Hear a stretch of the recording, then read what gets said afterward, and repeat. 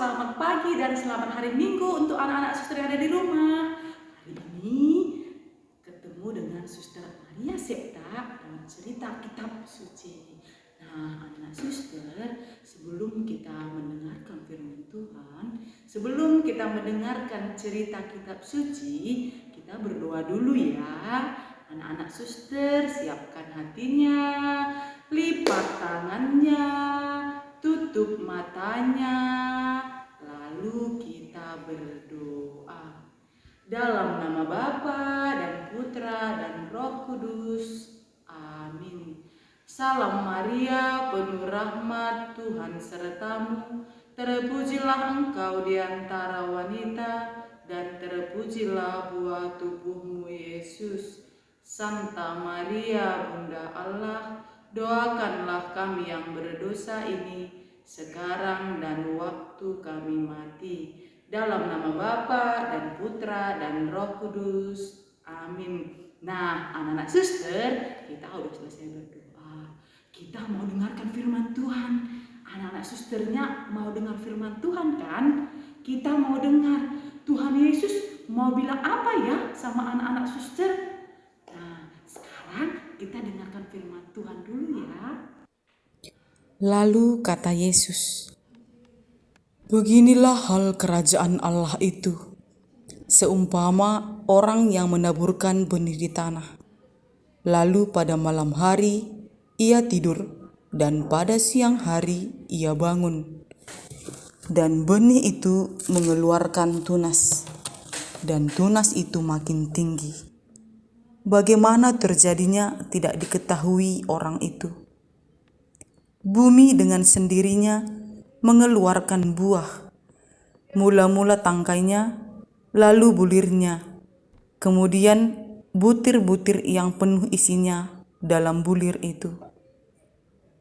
Apabila buah itu sudah cukup masak, orang itu segera menyabit, sebab musim menuai sudah tiba."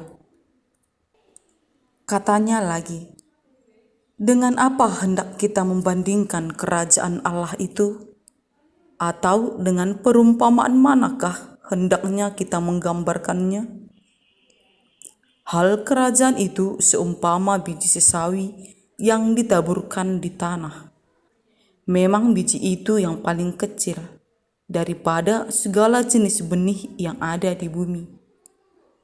Tetapi apabila ia ditaburkan, ia tumbuh dan menjadi lebih besar daripada segala sayuran yang lain, dan mengeluarkan cabang-cabang yang besar, sehingga burung-burung di udara dapat bersarang dalam naungannya." Dalam banyak perumpamaan yang semacam itu, ia memberitakan firman kepada mereka sesuai dengan pengertian mereka. Dan tanpa perumpamaan, ia tidak berkata-kata kepada mereka, tetapi kepada murid-muridnya ia menguraikan segala sesuatu secara. Nah, anak-anak suster, tadi sudah dengar ceritanya kan? Tadi dibilang bahwa perumpamaan tentang benih yang tumbuh. Suster punya cerita.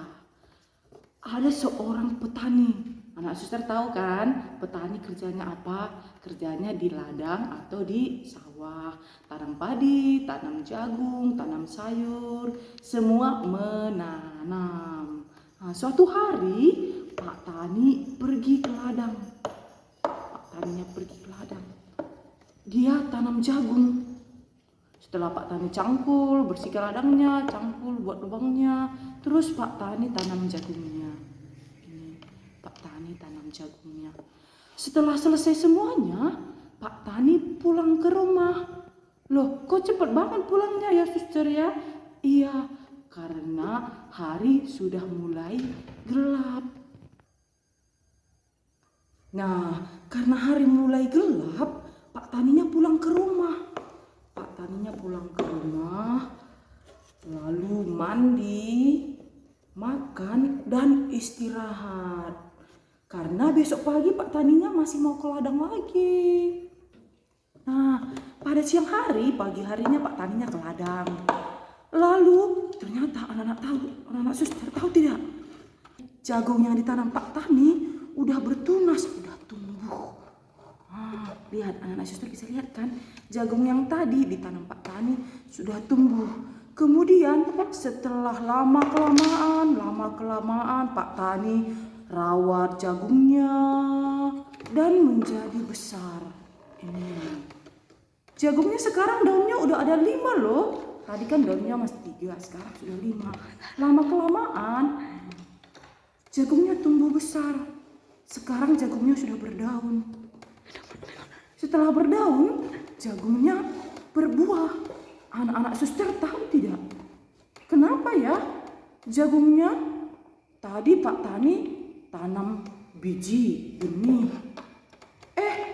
Kemudian berubah jadi tanaman sebesar ini. Kenapa ya? Siapa ya yang buat? Pak Tani kan nggak tahu. Pak Tani hanya tanam, kemudian rawat. Lalu siapa yang bikin tumbuh? Nah, anak suster tahu tidak siapa yang buat tumbuh jagungnya? Yang buat tumbuh jagungnya Tuhan Yesus. Iya, Tuhan Yesus. Karena Tuhan Yesus yang memberi pertumbuhan kepada jagungnya. Yang tadinya dari kecil, dari benih ini ya, dari biji sampai dengan berbuah. Pak Tani hanya rawat, siram dan pupuk. Kemudian jagungnya berbuah banyak. Yang membuat jagungnya berbuah Tuhan Yesus. Jadi anak-anak suster ingat ya, yang membuat pertumbuhan itu adalah Tuhan Yesus.